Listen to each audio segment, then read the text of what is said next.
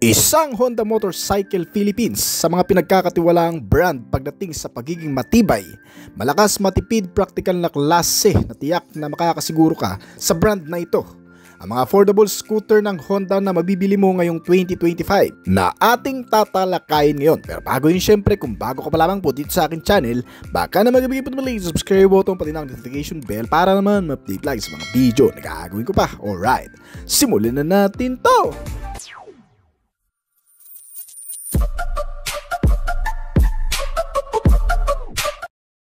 Honda Dio. Ipinagmamalaki ng all-new Honda Dio ang magandang itsura at disenyo nito, maging ang iba pang functional na features. Itong motor ay may stylish design at may tatlong klaseng kulay na pagpipilian, gaya ng Candy Jazzy Blue, Sport Red at Vibrant Orange. Nilagyan din ito ng LED headlight at isang position light. Isa sa aim ng motorsiklong ito ang i-cater ang mga taong nagbabalak magmotor kaysa mamasahe sa pang-araw-araw. Isang budget-friendly na scooter mula sa Honda na nagbibigay din ng tsansa sa mga taong nangangarap magka-scooter na mula sa kilalang brand sa abot-kayang presyo. Pero sulit naman sa mga nilalaman. May katipiran sa gasolina at may kalidad na maaasahan. Pinapagana ito ng 109 cubic centimeter na displacement capacity, naka-single cylinder, 4-stroke single overhead cam at naka-air-cooled type na cooling system. Hindi gaya ng ibang scooter ni Honda, ang commuter bike na ito pagdating sa kanyang fuel system, ito ay naka-carburetor pa pero hindi yan naging hadlang para mas maging matipid pa lalo ang konsumo nito sa gasolina. Dahil kaya nitong umubos ng 1 litro sa loob ng 60 kilometro na takbo. Ganyang katipid ang isang ito kaya talagang tinatangkilik din ng marami sa atin.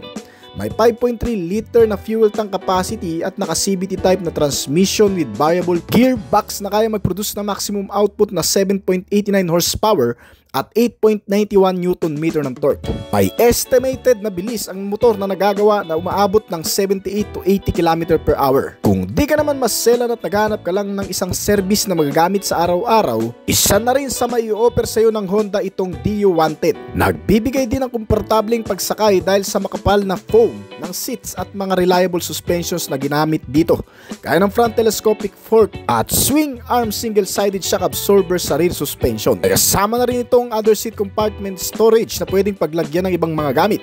Ang ilaw nito kahit papano ay maliwanag na rin sa gabi, naka-halogen type na headlamp at naka-bulb type naman ang iba. May seating height na 76.5 cm, eksakto lang din sa typical height natin, tumitimbang ng 104 kg at may estimated price na 62,400 pesos. Honda EM1 electric scooter. Ang Honda Philippines ay naglabas ng kauna-unahang battery electric vehicle na idinisenyo gamit ang makabagong teknolohiya na nagbibigay diin sa kaligtasan, pagiging maaasahan at may commitment sa zero carbon emission at walang sasayanging fuel. Ito ay dumating ngayon sa bansa para maging kapartner ng ilang mga commuter na ayaw gumamit ng dimotor, kundi mas pinipiling gumamit ng electric bike para sa kanilang transportasyon. Ang all-new EM1 ay ginawa upang magbigay din ng maayos at mahusay na karanasan sa pagsakay na nagtatakda ng pamantayan sa eco-friendly na transportasyon. Available sa dalawang premium na pagpipilian ng kulay, gaya ng Pearl Sunbeam White at DIQDD Silver Metallic. Ang electric scooter na ito ay nilagyan din ng mga features na kagaya ng sa orihinal na motorsiklo, gaya ng mga LED na ilaw nito sa harap at likod. Kasama ang digital meter panel gauge, isang secured key shutter lock, nilagyan din ng maliit na bulsa para sa mga gamit at isang retractable hook para sa mga isasabit. Kabilang pa sa mga features nito ang USB port charging socket, riding modes na opsyon sa pagpapaandar at isang pack ng Honda Mobile Power na kasama sa pagbili mo nito, na kung saan pangunahing kailangan ng motor upang makapag-charge kahit saan mang lugar. Kung pag-uusapan ng battery lifespan nitong EM1, kaya nitong bumiyahe mula Caloocan hanggang Samoa. Para naman sa safety, nilagyan nito ng front brake disc at rear drum brake. May pangkaragdagan din itong carrier na pwedeng hawakan o talian sa likuran ng mga kargamento. Nagre-retail sa kasalukuyan itong electric scooter ng 155,400 pesos. Honda Beat. Isang scooter na patok ngayon sa marami. Nilagyan ng kaunting angas ang dating at pagiging praktikal na klase sa isang abot kayang pakete Ang bike na ito ay pangunahin ngayong pinagpipilian ng mga mamamayang naghahanap ng service na motor para sa kanilang pang-araw-araw na pakikipagsapalaran. Mabibili mo ito sa tatlong klase ng variant na pagpipilian. Ang Honda Beat Fi na nagkakahalaga ng 69,700 pesos, ang Honda Beat Playful naman na nagkakahalaga ng 71,400 pesos, at premium na variant ng Honda Beat CBS na nagkakahalaga naman ng 72,400 pesos. Walang halos makikitang pinagkaiba sa tatlong klase ng variant nitong modelo kundi ang estilo sa body na graphic design at isang gold aluminum alloy mags na ikinabit lamang sa Honda Beat Premium variant. Karaniwan sa lahat ng variant nito ay mga naka-tubeless na gulong. Nilagyan din ng isang key shutter lock system, isang parking brake lock at isang side stand kill switch para sa karagdagang seguridad. At exclusive naman para sa premium variant CBS trim ay ang idling stop system na otomatikong pinapatay ang makina habang humihinto sa trapiko at bumubukas muli kapag oras na para umandar na, upang mapigilan ang nasasayang na gasolina sa oras na nakahinto pansamantala. Ang lahat ng mga variant nito ay nakakuha rin ng mga parehong specs sa makina na may 110cc, single cylinder 4-stroke, single overhead cam at fuel injected type na fuel supply system. Naka-air-cool na rin ang cooling system na may kakayahang gumawa ng 8 horsepower at 9 Nm ng torque. Ang power plant na ito ay maaari lamang ipare sa isang automatic transmission na kung saan gumagawa naman ng kabuuang bilis na umaabot ng 105 km/h. May fuel tank capacity itong motor na 4 liters at kumukonsumo ng 63.7 km/l. Para naman mapanatili ang kaligtasan, nilagyan ito ng disc type sa front at drum brake naman sa rear. Mga combination braking system na CBS ay isa sa karaniwang features na para lamang sa premium na variant ng Beat.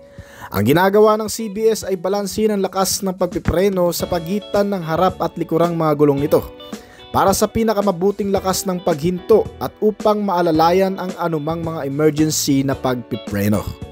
Bukod pa dyan, ang Beat ngayon ay nilagyan din ng isang magandang meter panel gauge para sa magandang readout ng rider at isang LED headlight para sa magandang visibility.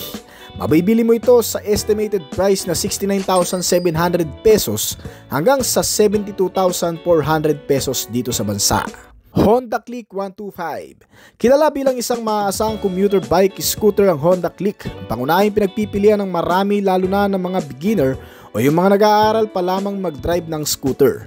Ang modelong ito ay binansagang game changer dahil sa kung saang kalimitang ginagamit service, long ride partner at sa pagdi-deliver. Sinasabing matibay at matipid na rin na klase, yan ang pangunahing nagugustuhan ng marami sa modelong ito lalo na sa pagkakaroon nito ng isang 125 engine displacement na may kasamang liquid cooled na cooling system at isang CVT type transmission na mas madaling dalhin, sakyan at paganahin. Kumpara sa mga manual motorcycle, ang bagong update sa commuter na ito ay ang pagkakaroon nito ngayon ng mas pinalaking size na mga gulong sa likuran, mga dagdag na features gaya ng pagkakaroon ng USB port charging ready, combination system para sa pangkaligtasan at mas ginawang sporty design na concept ng external. Meron itong fuel tank capacity na 5.5 liters at kumukonsumo ng 45 to 49 km/l. Habang ang makina nito ay kayang gumawa ng 11 horsepower at 10.8 Nm ng torque. Kaya naman ang bilis na nagagawa nitong motor ay umaabot sa estimated na 105 to 110 km/h. Sa ngayon, ang main issue ng modelong ito ay ang kanyang throttle na kung saan madalas na napupuna ng marami. Lumalakas kasi ang dragging habang tumatagal at kinakapos sa paahon. Ngunit napakasulit pa rin kahit tumagal. Meron itong mga ilaw na naka full LED type na mula sa headlamp, mga turn signal light indicator at combination lamp system. Nilagyan ng front disc type brake sa harap habang drum brake naman sa likuran. May timbang itong motor na 100 kg at may seating height na 76.9 cm. Habang nananatili pa ring nasa 13.2 cm ang ground clearance size nito. Dito sa bansa ay may estimated price ito na 81,400 pesos. Honda Click 160. Isa sa mga ipinagmamalaki ngayon na motorsiklo ng Honda ay itong Honda Click 160. Ang mas pinagwapong modelo mula sa old version na 150cc ay ginawang mas futuristic na rin. Hindi lang sa mas pinalakas na makina ngayon, pati ang bagong external front design ay talagang nag-trend at nakaagaw ng atensyon sa marami. Ang paglabas nitong modelo ay sadyang inabangan mula sa Indonesia ay dinala sa bansa para magamit ng mga naghahanap ng mas malawak na katangian kumpara sa small brother na Honda Click 125. Ang game changer na ito ay nagbibigay ng mas convenient na pagsakay, sinamahan ng malapad na front footboard, mas malaking underseat storage at may kasamang na ring USB charging port. Ang maluwag din na mga bulsa sa harapan at mga sabitan na hook ay mas binibigyang halaga ang mga bagay na dinadala natin sa araw-araw na pwede mong isabit dito. Ang Honda Click 160 ay inilabas sa bansa na may isang variant na standard at kasama sa mga iniredesign dito ang instrument meter panel gauge, mga ilaw na mga naka-LED type at mas malalaking sukat ng mga gulong nito na may kabuuang 14 na pulgada. Ang bawat gulong ay sinusuportahan ng mga reliable suspensions gaya ng telescopic fork sa front at swing arm with single shock sa rear. Para naman sa safety features, ito ay naka-single disc type sa front at drum brake naman sa rear na sinusuportahan ng isang combination braking system na kung saan mas na-enhance ang magandang paggamit ng brakes sa mga biglaang pagpipreno. Itong modelo ay pinapagana ng 157 engine displacement kasama ang naka-single cylinder 4-stroke 4 valves na may single overhead camshaft na makina. Nilagyan ito ng ESP Plus engine technology na siyang mas nagpapaganda ng takbo ng makina nito. At may fuel supply na PGM-FI. Tumutulong din para mas mapatipid ang konsumo sa gasolina. Dinadala naman ng isang CVT type na transmission ang magandang arangkada nito na kayang gumawa ng 15 horsepower at 13.8 Nm ng torque. Mas naging mabilis ang mil kesa sa dati. Ngayon ay umaabot ng hanggang sa 125 km/h. Ang fuel consumption naman nito ay na-stick sa 5.5 liters pero matipid kumonsumo na kayang umubos ng 1 litro sa loob ng 45 kilometro. May seating height itong modelo na 77.8 cm at ground clearance size na 13 cm. Nagkakahalaga sa estimated price na 123,900 pesos dito sa bansa. Honda Airblade 160. Sa makabagong disenyo nito at maraming kagamitan, siguradong makakaakit ang Honda Airblade 160 ng maraming batang rider na nagsisimula pa lamang gumamit ng automatic motorcycle sa ngayon. Sa local market, ang scooter na ito ay ginawang available gamit lamang ang isang ABS variant na may retailing price na 119,900 pesos. Kapansin-pansin ng bike na ito ay may maraming mga modernong tampok para sa presyo nito. Kabilang dito ang all-LED lighting system, smart key kasama ang keyless start, digital gauge, U-box para sa karagdagang storage, at power socket para sa mga recharging device. Kasama sa mga features nitong modelo ay ang alarm system, side stand kill switch at engine check warning. Maliban dyan, itong Honda Airblade sa panibagong pag-re-update nito, mas naging kulang disenyo. Hindi nawala ang dating hugis ng body figure, mas matalas na frontal face for better aerodynamic at mas magandang color combination. Ang nagpapagana sa Honda Airblade 160 ay isang 157cc displacement engine, single overhead cam liquid cooled at may ESP Plus engine technology na nagpapalabas ng 15 horsepower at 14.6 Nm ng torque. Ang power nito ay inilapat sa pamamagitan ng isang CVT type transmission B-belt at naghahatid ng top speed na 125 km/h. Tulad ng dating modelo, ito ay may katipiran pa rin sa fuel consumption. 4.5 liter na fuel tank capacity nito ay kayang ubusin sa loob ng 202.5 km na takbo. Tulad ng ibang 160cc, ang Honda Airblade ay nagkaroon din ng magandang safety at security features gaya ng pagkakaroon nito ng front brake disc type at rear drum brake type na may kasamang anti-lock braking system. Keyless entry ang modelo na sinamahan ng answer back at anti-theft alarm. Sa kasalukuyan ay may estimated price lamang na 119,000 pesos sa bansa. Honda PCX ABS.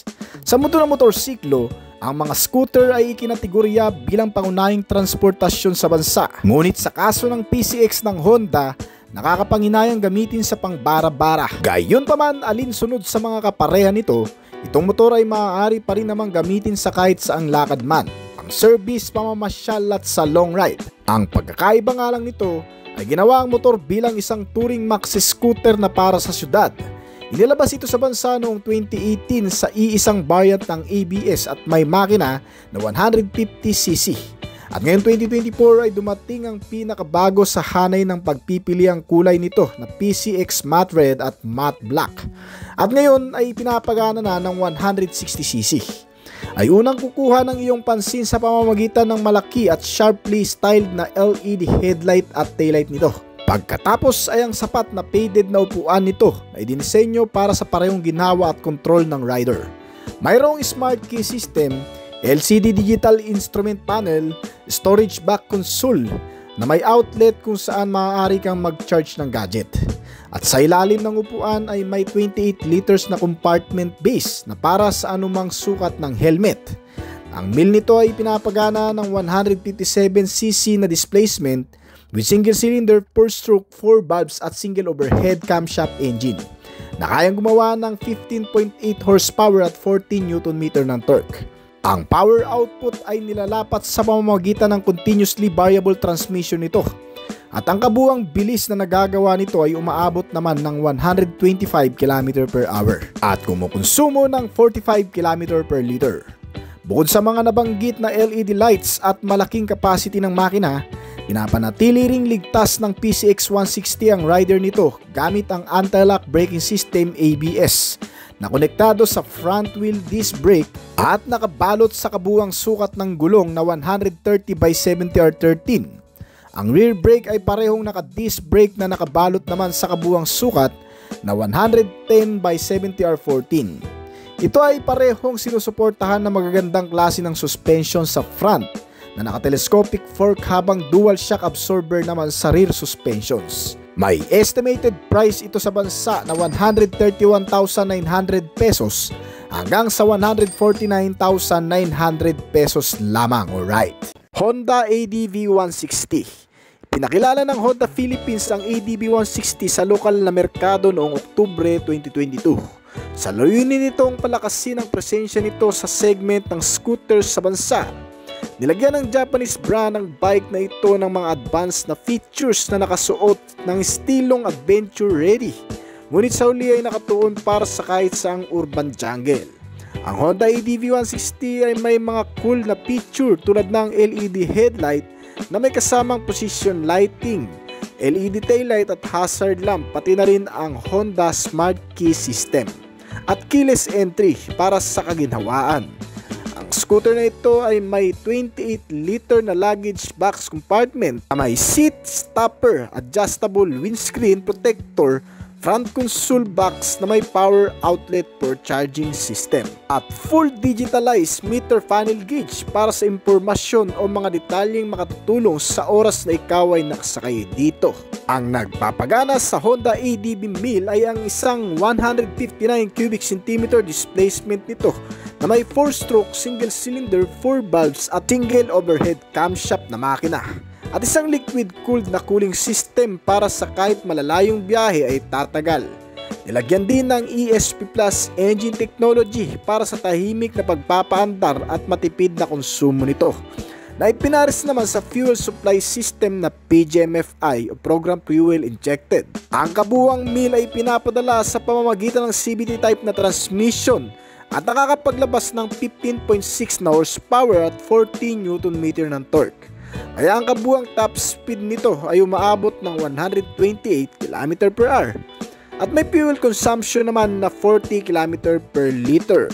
Sulit na sulit itong Honda ADV sa 8 liters na fuel tank capacity nito, at ang nagpapaganda pa sa Honda ADV ay ang matatag sa malulubak na mga suspensions sa pamamagitan nitong telescopic na front fork at rear twin shock with sub-tank na suspensions nito.